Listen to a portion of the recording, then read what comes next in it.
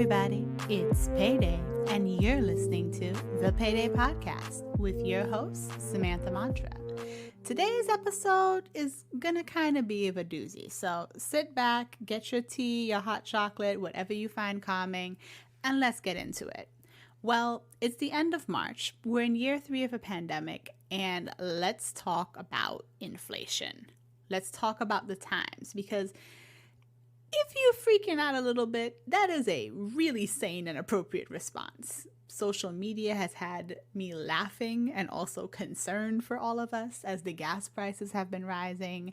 And I just finished up reading this week from The Economist that we should expect another 10% increase in grocery prices across all of North America this year. And seeing as how my grocery bill has doubled in the last 4 months, even though I'm purchasing the exact same things, I am highly aware that this is not an isolated experience. So my first question is, y'all doing okay? Seriously, are you doing okay amidst these turbulent times? And if it feels a little exhausting, that is fair. So in this moment, if payday today doesn't feel all that great to you, that's okay, because you might be feeling like your check is just not stretching enough. And that's what this podcast is for. So, inflation is kicking our butt. It's kicking rear, posterior, behind. It's taking names. For those who have been plugged into the public health sphere or public health industry, we're like a week or two behind our next great wave. Work is fighting itself. But wages, our silver lining in this conversation, are continuing to trend upwards. Forbes has just spotlighted that approximately 50% of all workers who have quit their jobs immediately are making more money in their next job.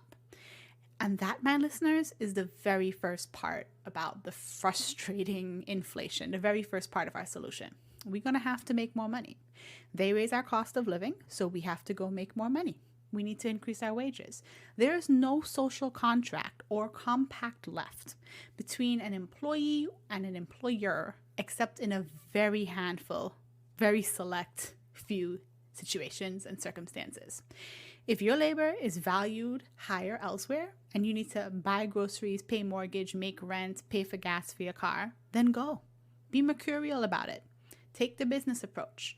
The people you work with will either be your friend or they won't once you leave.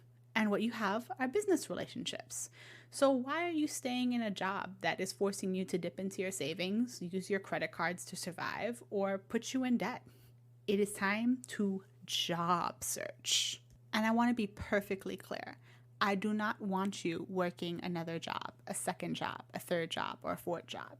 I want you to sit back, assess your skill set, and look around in the marketplace at who is going to pay you the most right now, because sometimes it is all about the money, and sometimes it's not. But in our current moment in history and time, it's about the money.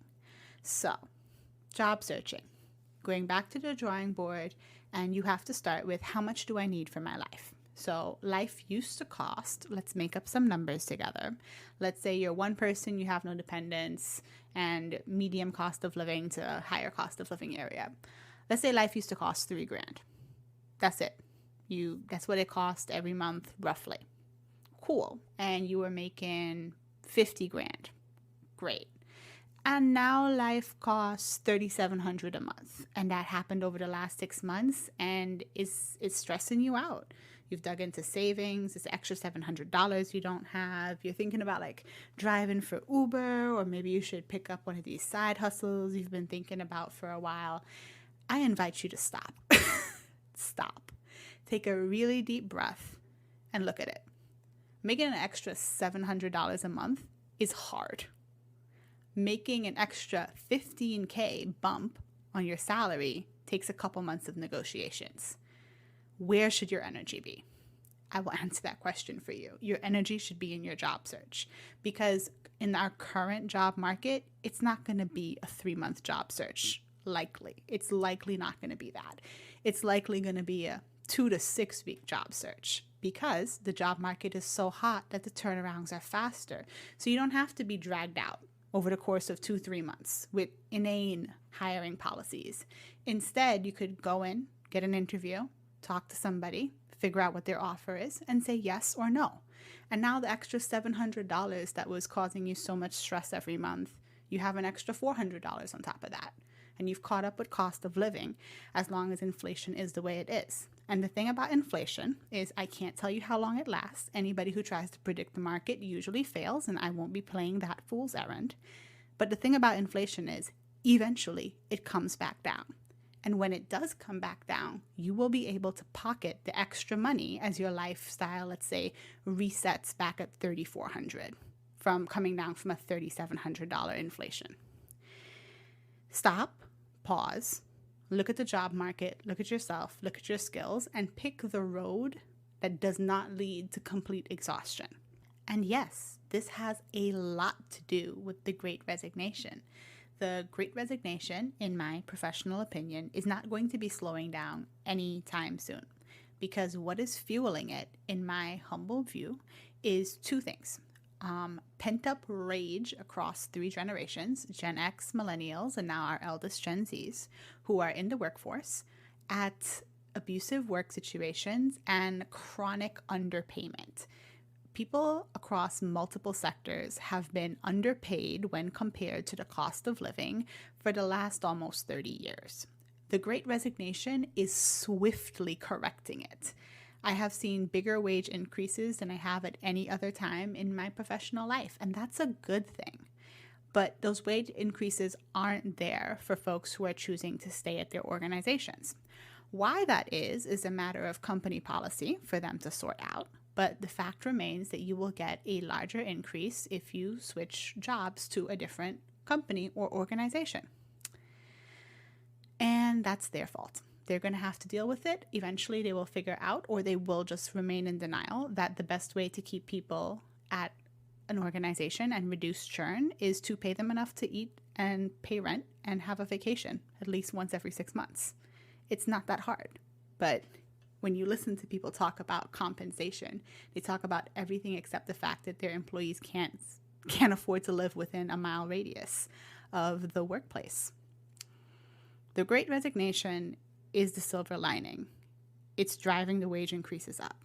And as you step out and look at the job market and compare it to the cost of living, you might say to yourself, look, I could get a new job and I could get more money. But Samantha, wouldn't that mean that a couple months from now inflation might go up again and I'm in the same situation?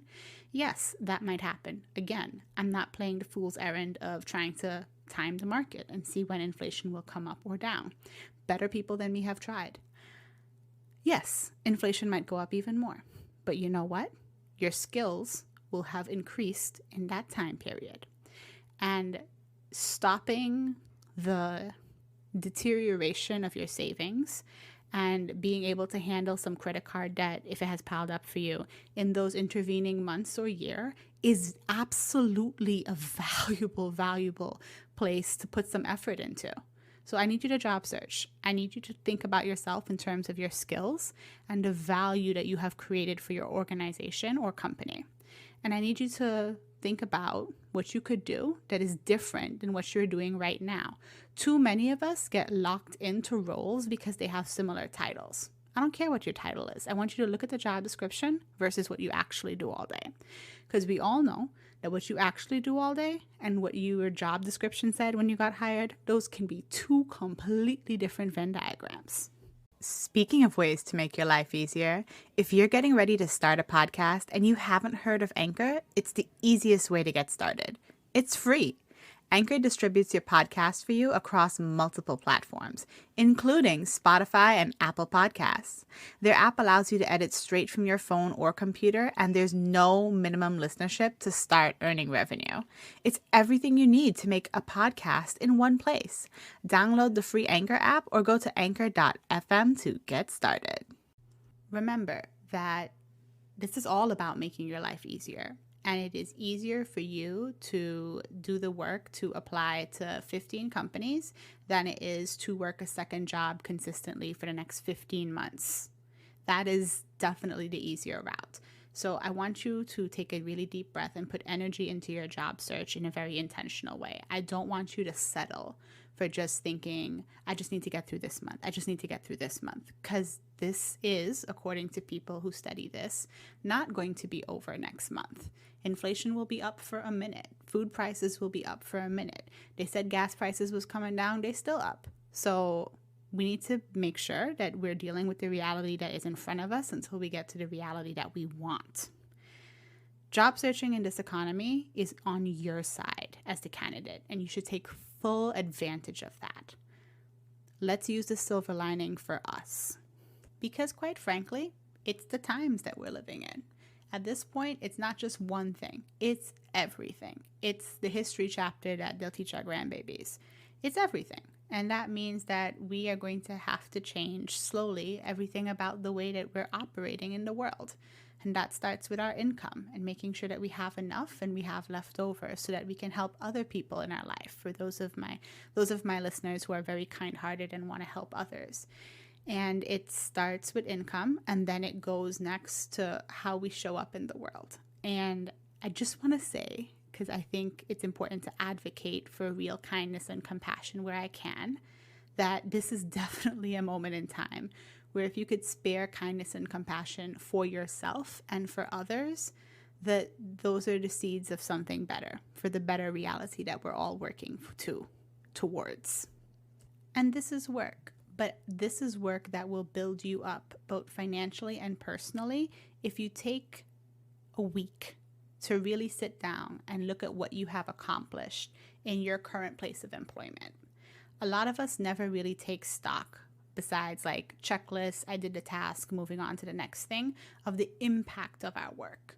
Who did it help? Was the client happy? Did we affect 6,000 people, 2 people, 5 people?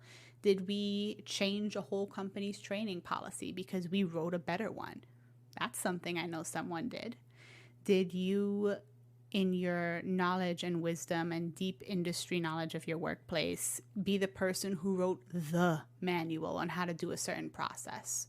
Were you the person who was able to lead inter-team communication? Were you the person who made sure your team, your company, your org made more money that quarter than it had ever made before? I know a lot of people coming out of 2021 who made their companies and their orgs tons of money and got absolutely none of it in any type of bonus or recognition. It's time to take stock of what you've done, because I guarantee you that for 99% of you, you've actually had a huge impact on your org and you probably aren't even aware of it. And you need to be when you're stepping into the job market again, especially if it's been a minute. The pandemic has changed things. All of the things have changed things. I won't bother to list out every single news bulletin item. Y'all are aware. It's everything. And so when you're thinking about your job search, you need to know how much you need to make. You're like, okay, it's gone from 3,000 to 3,700. I need to go from 50,000 to 65,000. Yes, know your numbers, but also know your value. What value did you create at these organizations that they completely neglected to compensate you for? What was the impact of your work? What are the metrics that you can show?